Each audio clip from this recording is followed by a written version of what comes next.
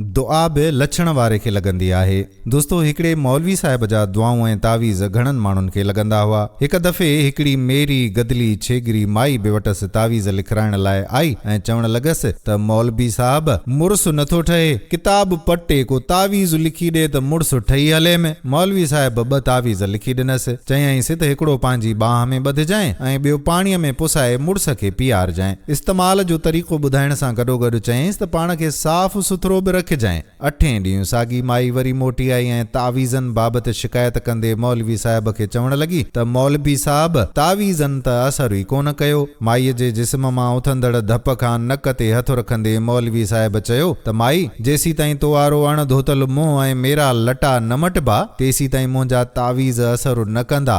दुआ बि लछण वारे खे लगंदी आहे। मतलब त अण सिधे रस्ते ते हलण खां सिधे रस्ते ते हलणु चङो आहे। दुआ सॻे खां लछण में असर वधीक आहे। दोस्तो उमेद कजे थी त हीअ वीडियो बि तव्हांखे वणी हूंदी ऐं पंहिंजे दोस्तनि सां शेयर बि ज़रूर कंदव।